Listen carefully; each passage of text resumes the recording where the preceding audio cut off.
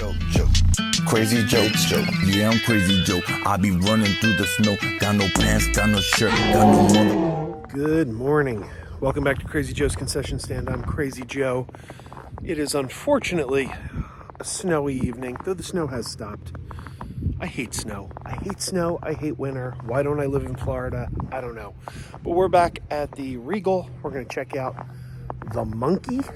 I don't know too much about this movie. I know it's got a monkey in it.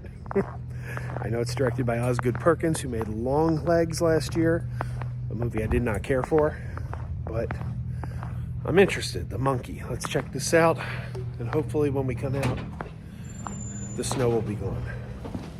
That's not going to happen, but one could hope. All right. Checking out The Monkey. This door.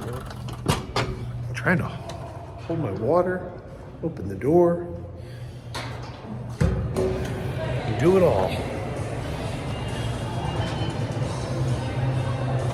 All right, let's go. All right. It is pretty dead in here.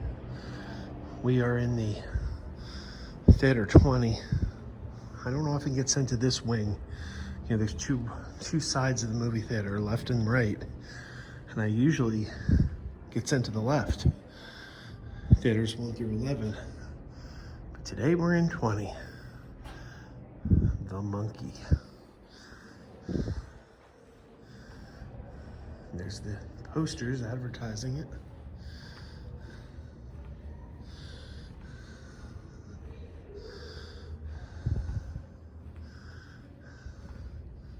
Our theater's not here. I just thought I'd take a look around. I just saw a trailer for this.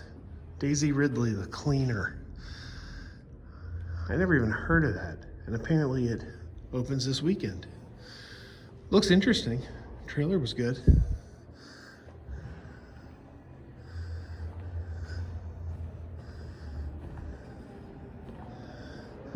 Yeah, it's pretty dead tonight. I guess the snow kept people away. But here we go.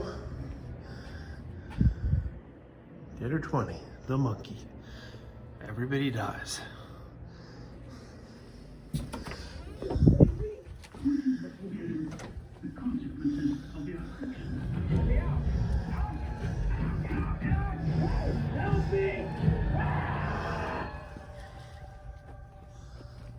Do I have your attention now? And we are the only ones here.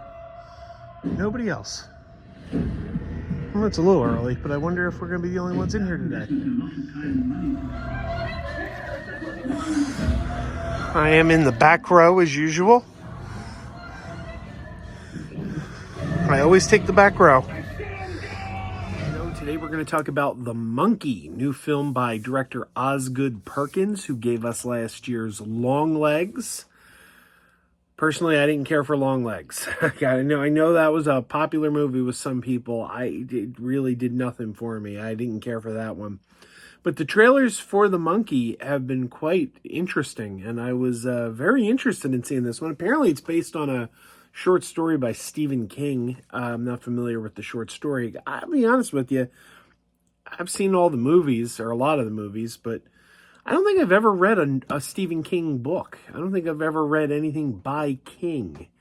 As much as I like horror movies, when I'm looking for something to read, horror isn't really my go-to genre in books. It's usually science fiction or biographies, quite frankly.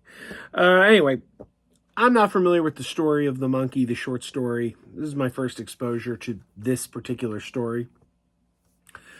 And, the premise is there's a toy organ grinder monkey in 1999, a pair of twins. Their father has left them.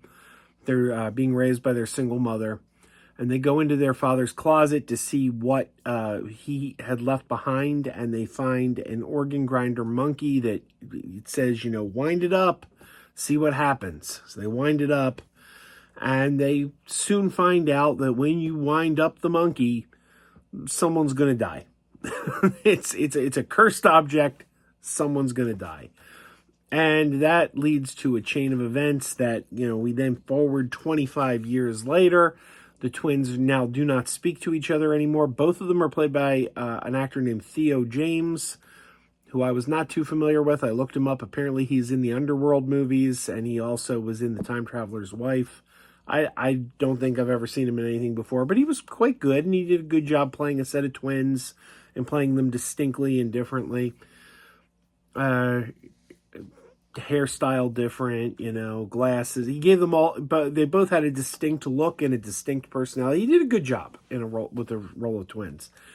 And I don't want to give any more away than that. I mean, you've now got the basic premise of the movie. These brothers, they grew up, they had this traumatic event with the monkey.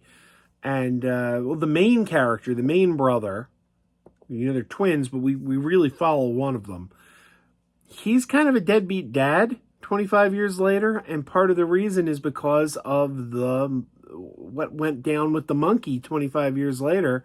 He kind of feels like he's bad luck. He kind of feels like bad things follow him, and he doesn't want this monkey curse being passed on to his son, so he tries to keep his distance from his son. He doesn't want to have a strong relationship with the son. Not that he doesn't want it, but out of love, out of fear that, well, if I get close to you, this curse, this cursed item that I came into contact with that led to bad things in my life, I don't want that being passed on to you. But he can't tell his son this because, you can tell your son, well, there's this cursed monkey. It sounds crazy. So it leads to some family dynamics there that are interesting. This movie's been getting pretty good reviews, I think. I think the critics like it. I think audiences pretty much like it. I was very much on the fence with it. Ultimately, I enjoy this film. I would begrudgingly give this film 3 stars. Now, what I mean by begrudgingly is I did enjoy the film, but there are aspects of it that keep me from really liking the film. Part of the problem is, I always say when we talk about the Batman movies by Christopher Nolan, I always say I don't like them because they're too grounded in reality. When I'm going to see Batman, I don't want reality. I don't want a world that looks like something I could see on the 6 o'clock news. Ultimately, it is a superhero movie. Even if Batman is more grounded than most superheroes, more grounded, more realistic isn't realistic. There's a difference between more realistic and realistic. Just because your A is more realistic than B doesn't mean that A is realistic. And I don't want realism in my Batman, so I always say I don't want things to be too grounded. However, when you're doing a fantasy film like this, some of it needs to be grounded. Some of it does, because for the fantasy elements to work, for the things that are weird to be weird, you have to have a normalcy that the weirdness is interrupting. And part of the problem with the monkey, part of the thing that kept me from loving this film, is that so few of the characters are believable. So few of the characters, so many characters are over the top to the point where they don't seem real. They don't seem like anyone you would meet in reality. When one character dies early on in the film, we have a very young priest who immediately starts dropping F-bombs and saying things on the altar that no priest would say. And I guess it's supposed to be funny. I guess they're trying to make us laugh. But I'm just looking at it and thinking, this guy doesn't exist in any kind of real world. You will never meet this guy. The same thing happens when you meet the uncle, the kid's uncle, and he says things to a young kid that you're like, no uncle would say that. This is so unbelievable. So the fantasy elements are fun, but the whole movie feels like it doesn't know if it wants to be a horror movie or a comedy. It's trying to walk that line between horror and comedy, and it doesn't do a very good job walking that line. Look at something like the original Scream. Scream did such a good job walking that line between horror and comedy. It was a horror film, but it was funny, doing the commentary on horror films, the rules, poking fun at the different horror tropes. That worked. That was a great balance of comedy and horror. Shaun of the Dead. It's It's a very effective zombie movie. It's also very funny. It does a good job. This feels just like it's going too far with the humor. It needs to dial it back, at least where the characters are concerned. The situations can be funny, and some of the death scenes from the monkey, the deaths that this monkey creates are over the top and silly and a lot of fun to watch. Like that's where the movie shines. But it would be funnier if those funny death scenes were happening to characters you believe in, and they don't. So ultimately, I did enjoy this film. I do think it's a fun film. That's why I'm giving it 3 stars. But it's kind of a begrudging 3 stars because I can't just go there to that place and say, yes, exactly, this is what I want. Because there is something holding me back, and it's the fact that I don't believe in these characters.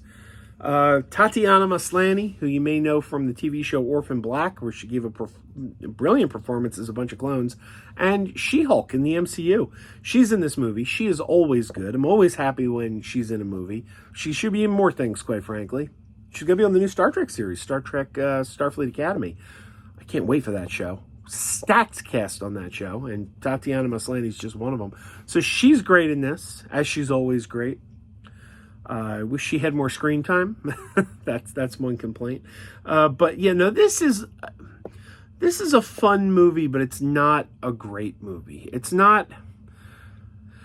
I wish it was better.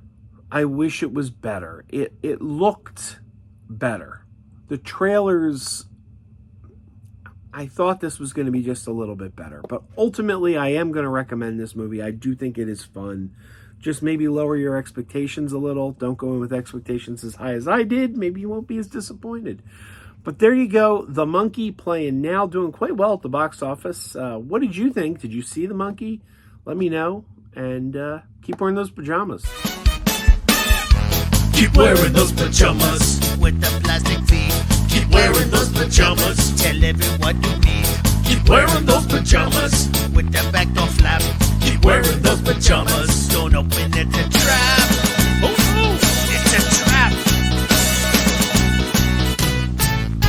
Some people call them bitches. Some people call them jammies. They can come embroidered with big money and no whammies.